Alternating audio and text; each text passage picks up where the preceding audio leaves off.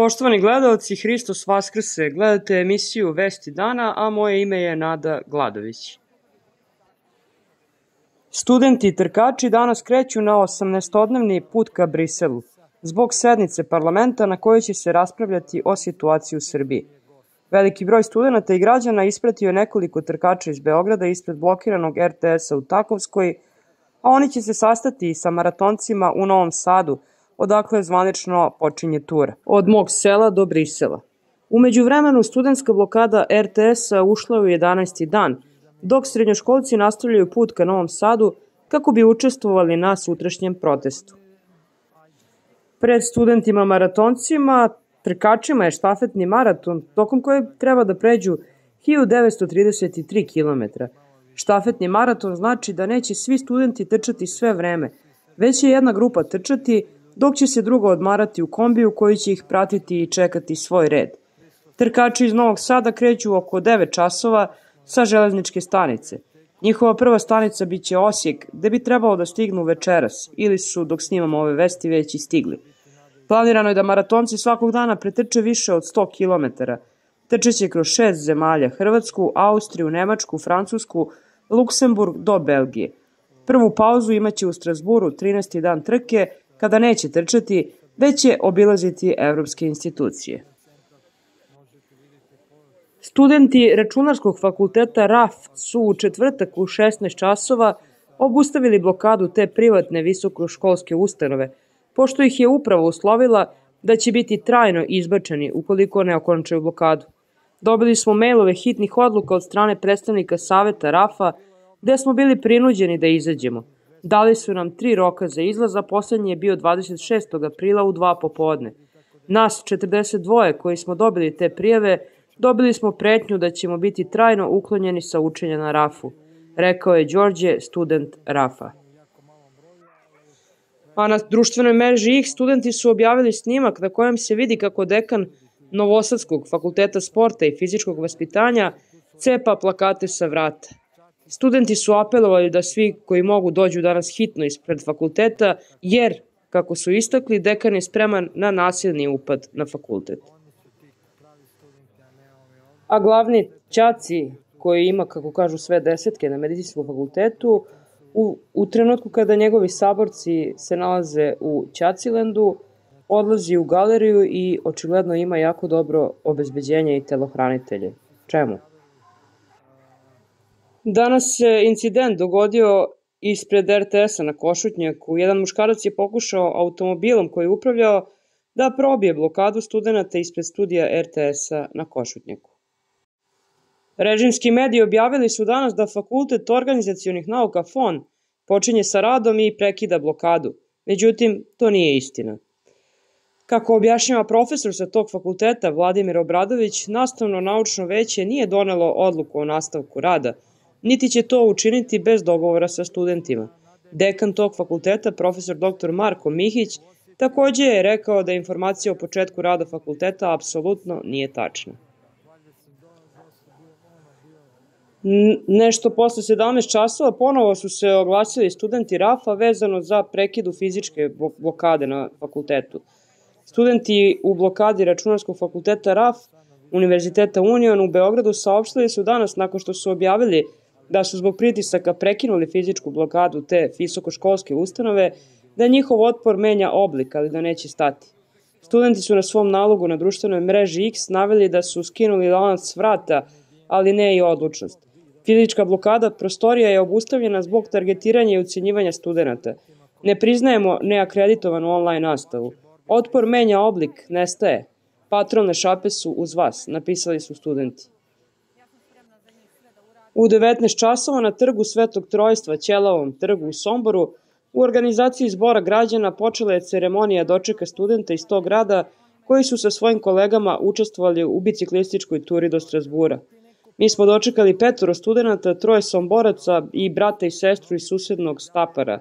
Doček je bio priređen i za biciklistu koji je vozio do Novog Pazara i za momka koji je bio tehnička podrška u turi do Strasbura i brinuo da su svima ispravni bicikli, kao i za motociklistu koji ih je pratio skoro do cilja. Studenti u blokadi Univerziteta u Novom Sadu saopštili su da pružaju podršku svima koje je tužila kompanija Starting, izvođač radova na železničkoj stanici u Novom Sadu, čiji pad nadstrešnice je usmrtio 16 osoba zbog navodnog narušavanja poslovnog ugleda i kreditne sposobnosti. Među tuženima, pored Dijane Hrke, majke nastradalog Stefana, su advokat Ivan Ninić, profesor Dejan Mirović i drugi. Dečko velikog srca Vanja, maturant Brodarske srednje škole, odlučio je da krene peške na ostrog. Kako kaže, ovu šetnju posvećuje studentima koji pešače mesecima za svoj narod, a i za pomoć za ratne vojne veterane zaboravljene od strane države. Pogledajte reportažu i podelite video kako bismo svi mogli ovom mladom momku i njegovom časnom podvigu da pomognemo u realizaciji. I jednostavno takva je situacija sad da je žalosno da mladi ljudi moraju da pešače da bi nešto promenili u ovoj državi i jednostavno sam odlučio da ovo pešačenje posvetim studentima.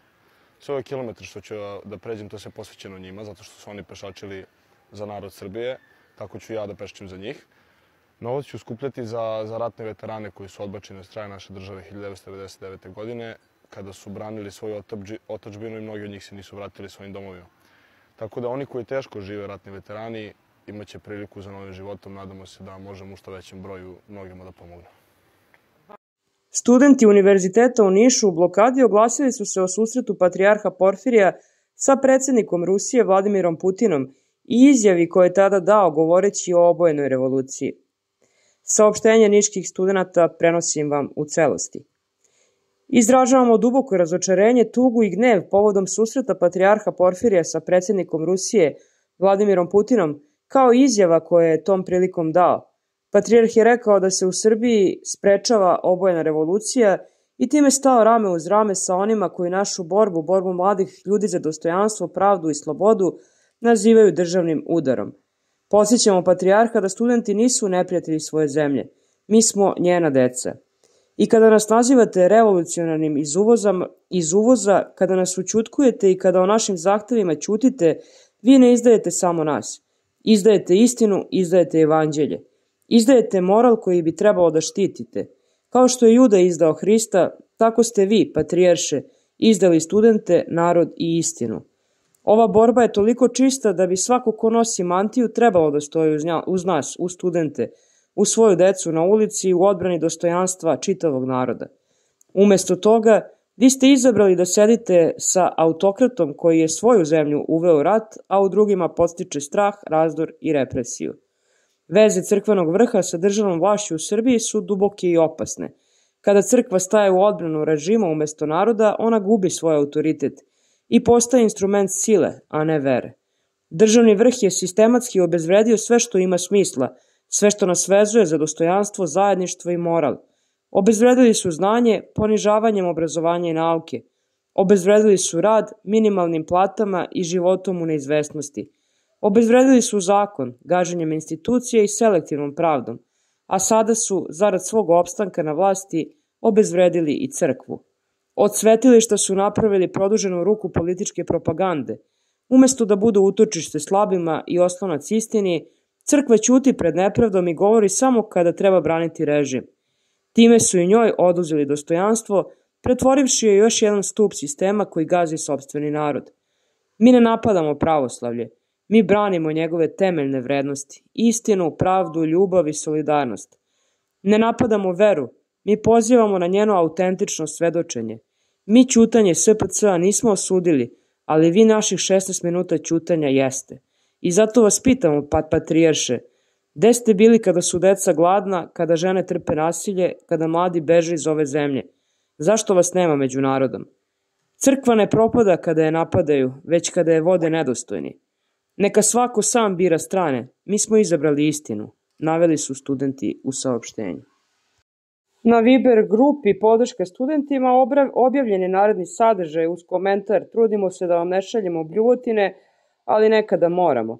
Još jedno pripremanje terena za nasilje i potencijalne odmazde. Mi ostajemo dok se zahtevi ne ispune. PS, na fonu nije gotova blokada." Plašim se da je u meni, u mojoj glavi se počelo se pojavljuje to nešto loše, a to je kako da vratim svim ljudima koji su toliko zla naneli meni, porodici, moje deci i svima. I to ne smem, i to sebi, borim se protiv toga svakoga dana. Svakoga dana se protiv toga borim. Sad ne tražim nikakvu milost od njih, niti sam ikada očekivao. Na Instagramu se pojavio novi profil koji ima za cilj borbu protiv kocke, kao i podizanje svesti o njoj. I zove se Kocka nije igra. U nastavku je njihov promotivni spot. Poslušajte poruku koju šalju. Dobrodošli na teren budućnosti. Koš, mreža, linije i logo kladionice. Jer naravno, ko drugi ako ne oni. Kladionice velikodušno grade sportske terene. Za decu, za omladinu, za nove korisnike. Uzmeš loptu, šutiraš na koš. A kad porasteš, šutiraš tiket. Jedan pogodak u sportu, 100 promašaja u životu. Ovo nije ulaganje u sport, ovo je ulaganje u naviku. U asocijaciju da je kocka deo igre. Da je zabava, da je normalno. Ali nije, jer posle terena dolazi terminal. Posle gola dolazi gubitak. Zato postojimo, jer deca zaslužuju teren, a ne reklamu za porok. Nije igra. Evo ga jedno pumpanje u Zaječaru. Kada iz Srema dođu u Zaječar da vrbuju, nema dalje. Poruka je sa Telegram kanala Uz svoj narod. Odakle si došli? Iz Bosne? Nisam, tu smo. Odakle tu smo? Iz Rume. Iz Rume. Slikaj. Pa slikala sam. I snimaj. Čekaj bre da popijete. Ajde, Ljubko, otvori vrata. Ajde bre. Ajde. Slikala sam, ajde, sve sam slikala. Hvala puno. A na čemu hvala? Tako vas mi prcamo. Tako vas mi prcamo, znaš. Navučemo vas pa vas onda... Hvala puno. Hvala i tebi. Da Bog da propali.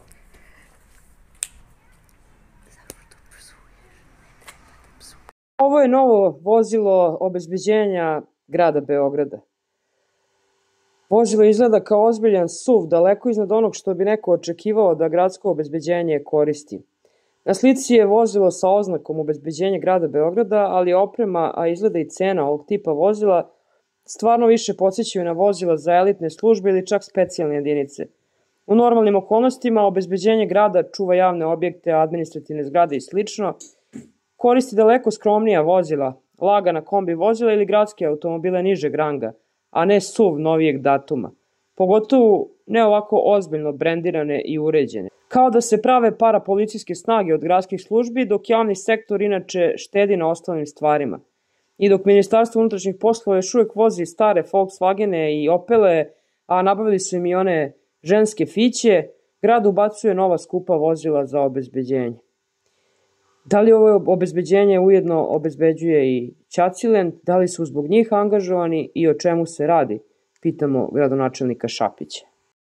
Mihajlo Medenica, vaša svetosti, kuda ćete ako na decu bacite kamen, obojenu u 3 boje? Vaša svetosti, to su deca, naša divna i blagoslovena deca. Čeda, i vaša i moja. Naša deca, vaša svetosti. Ono najbolje od nas. Pa ako ne valjaju, do nas, a ne do njih je. Do vas i do mene, vaša svetosti. Ako lutaju, mi smo ih odveli na pogrešan put, vi i ja. Našim su stopama hodili. Ako greše, greh je naš, vaš i moj. Mi smo ga prećutali očekujući da ga oni ispovede. Vidite li, vaša svetlosti, koliki su krst poneli? Ne pripada im toliki, deca su to, ali ga nose ponosno, srećni. Digli bi ga do iznad neba, ko pero. Poneli krst, krst poneo njih. Ponosa na decu krstonose, vidite li vaša svetosti? Vidite li gde koračaju sa ikonama? Pretrnule i okamenile ruke, ali ne daju ikone, nikome. Gde god da su pošla ta divna deca, stići će, tamo su već, krstonoše i ikonosci. Šta je za nas tajna sutrašnjega dana, za njih je saznanje. Čekaju nas tamo gde smo mi trebali biti da ih povedemo, no lakše nam je bilo putevima zemaljskim nego Božijim. Ako ova divna deca nisu milost Božija, šta jeste, vaša svetosti? Ne idealizujem ih, niti im se idolopoklanjam, no gledam i slušam. Odavno nisam ovu divnu mučenicu Srbiju čuo raspevanijem i video razdraganijom. Niklo je kud god da su deca hodila.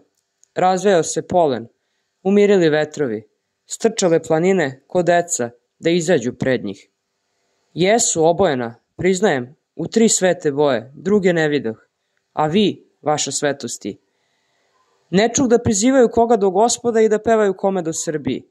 Ne vidih da im je šta drugo u srcu do Kosova i Metohije i ne videh da ga dele, kantare koliko ga je dovoljno za nas, a bez koliko možemo.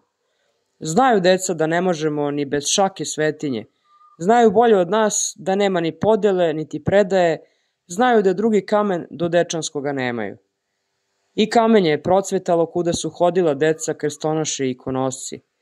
Ne videh sutra koje im nudimo, vaša svetosti, ni vi, a ni ja. No videh sutra u koje nas zovu i radujem se tamo da osvanem.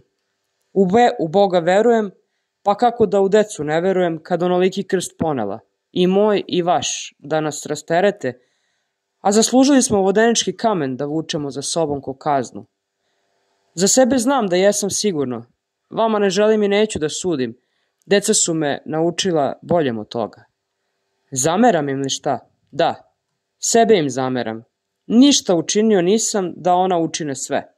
Srbija peva, a već sam zaboravio kad sam je čuo.